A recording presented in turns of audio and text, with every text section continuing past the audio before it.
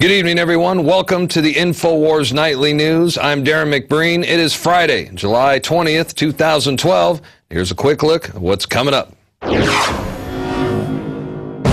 Tonight, Rob Dew speaks with the woman that was in an Old West showdown over smart meters encroachment on her property. Then, tragedy at the midnight premiere of The Dark Knight Rises. Breaking info as the PSYOP unfolds. Plus, the ATF director offers veiled threats to whistleblowers. All that and more on the INFOWARS Nightly News.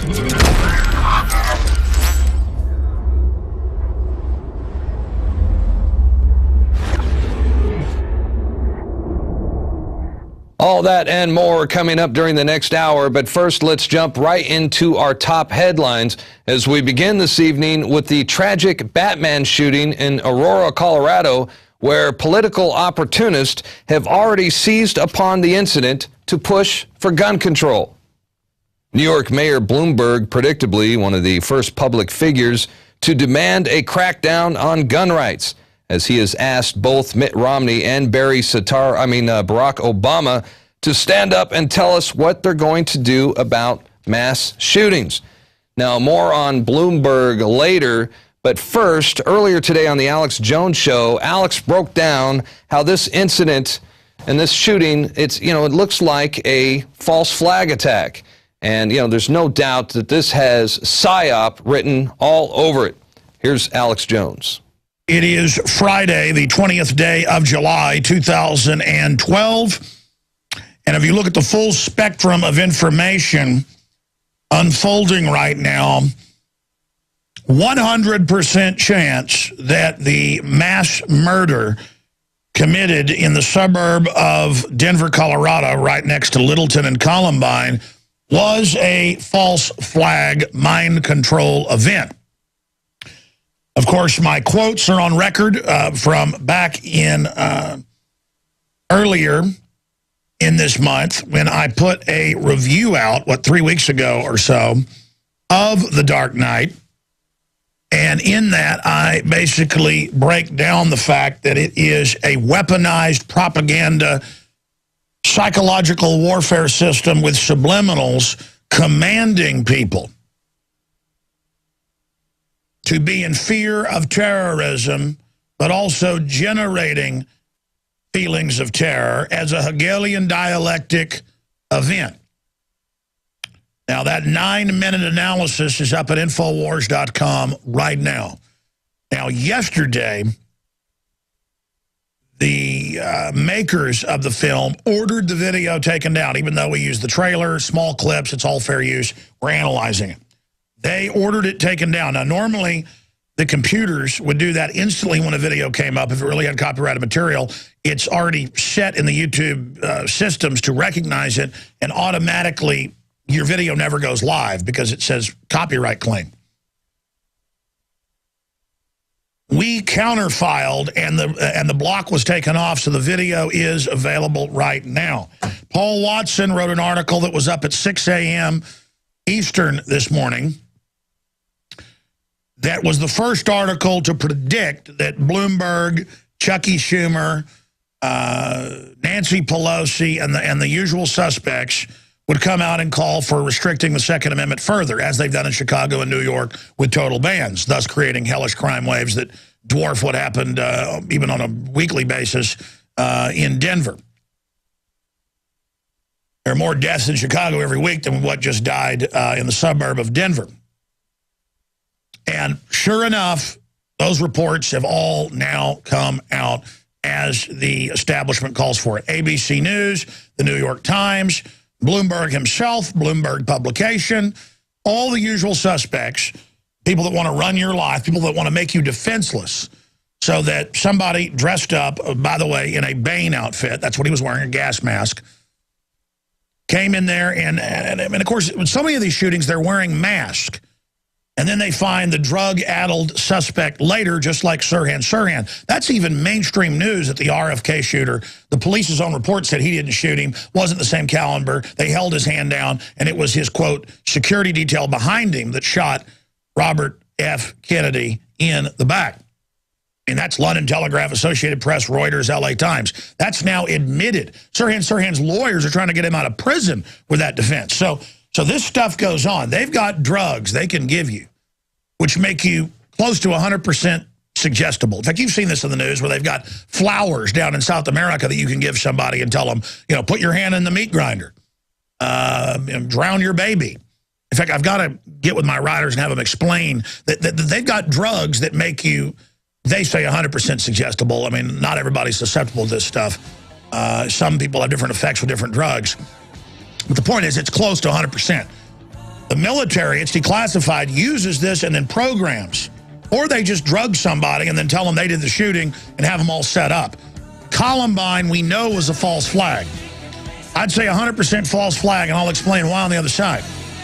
You see, even if this was just an organic shooter, they were mass programmed by the culture that sells all this. I don't just get on air and say something's a false flag, a self-inflicted wound, a staged event. Because not all events are staged. But when you have the UN treaty set to be signed in the next week or two, Obama's not been clear. He said late July, early August. And they're talking about even if Congress doesn't ratify it, they're going to try to implement it somehow. It's just the right thing to do. Even though Congress won't do it, I'm going to implement it. Kind of like he's done with carbon taxes. They're only a couple votes shy in the Senate of being able to ratify the UN small arms ban treaty that even Forbes admits registers all your guns and then allows for confiscation. I had Bob Dacey in yesterday reading from the UN and from the treaty writers of how they would implement and what it meant. And saying in those documents, that video's up at INFOWARS.com, the history of UN gun control, gun restrictions is the name of the video, that they say at the end, we're going to use this as an arms treaty, so it's legally binding to go after individual firearms. So you've got that coming up in the next 2 weeks. Just like they were trying to pass more gun bans in '99, and then magically Columbine happens in April, 1 week before the votes. We're talking miles from where this happened. You've got all the other issues. The guy's always wearing a mask. Whether it's these staged events the Russian government's been caught doing to bring in police state shootings. You have somebody drugged up, your people do the shooting, then they disappear, then they grab the patsy. The patsy's drugged out of their mind. Or sometimes, just like the underwear bomber was gotten on the plane by the State Department, that's C-SPAN. That's the Undersecretary of State admitting an unnamed agency told us give him a visa, even though he didn't have a passport, get him on the plane. We had a witness, day one, Kurt Haskell, the lawyer, who saw this happen. And then a month after he told us here on the air and broke that, it got confirmed. Underwear bomber, gotten on the plane by British intelligence. Head of the 7/7 bombing, a SWAT. On record, MI6, London Telegraph, Fox News. Anwar al-Awlaki, number 3 in Al-Qaeda, hanging out secretly at the Pentagon, Fox News, AP, Reuters. My point is that I worked with Watson right before we went live on air. We're doing another article right now breaking down the 10 points that directly link this to false flag. Because there's at least 10 of them. And this is where the shadow government is based, is in and around Denver. They control the police there. Harrison Kleinbold of Columbine reportedly got 127 bombs. That's CBS News. Look it up. Into the building that day. The school was half empty. The police stood down. The police didn't respond for hours. People reported up to 4 different shooters. They wouldn't release the tape for over a year and only released selected clips, and there they were wearing masks.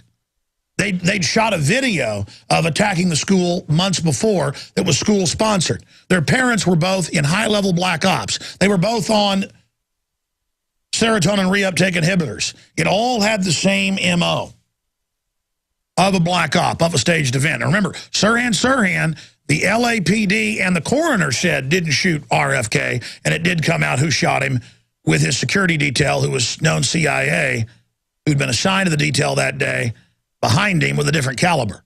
The audio acoustics, all of it, the witnesses. Sirhan was given an amnesic They give you an amnesic, just like Baroness Vanderloob, who supposedly firebombed the Reichstag February 27th, 1933, to bring in martial law in Germany.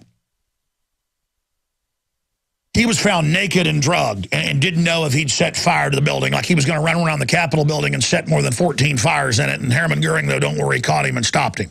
The big hero, who it later came out and declassified documents, was the one behind it. They just finally released the investigations that happened during Nuremberg. Those have been classified, but a lot of authors and researchers already knew. A few years ago, they released those. The point is, Hitler started World War II with Poland. Mainline textbooks just say, oh, he just attacked Poland. No, actually, he attacked military bases along the border, his own military bases, dressed up prisoners as Polish troops and as German troops, shot them up, and then shot newsreel footage and said Poland had attacked Germany with their World War I, pre-World War I military. It was horse-drawn carriages and guys with swords. Yeah, right. Most powerful military in the world at that time was German military, built in secret pretty much. Secret rearmament.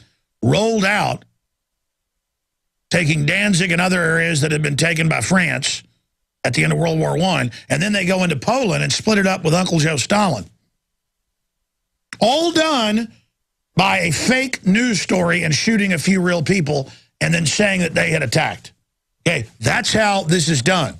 But so you can have a good patsy, like what you had with Giffords and Judge Roll, who were investigating, we've now confirmed, Fast and Furious. They were going to come out bipartisan together. They've got to be dealt with. Out comes a guy who was admittedly taking hallucinogens every day for years, hanging out with weird people, and had disappeared and told people he was under mind control. He shows up and shoots 2 people. They try to link it to the Tea Party. Then it turns out he was a out-of-his-mind person who was a Democrat. But that's, again, ladies and gentlemen,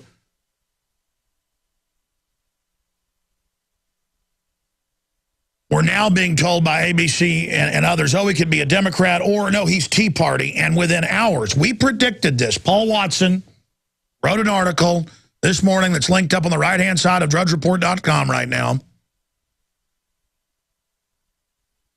Dark night shooting to be exploited for political grist. And then over the next few hours, AP, Reuters, CNN, Bloomberg, all of them coming out saying Obama and Romney both need to call to restrict guns. And by the way, Romney has supported that in the past. Now he says he doesn't. But now they're saying maybe this will give them the political courage to restrict people's Second Amendment. There's our article to be exploited for political grist under it. ABC News. Right under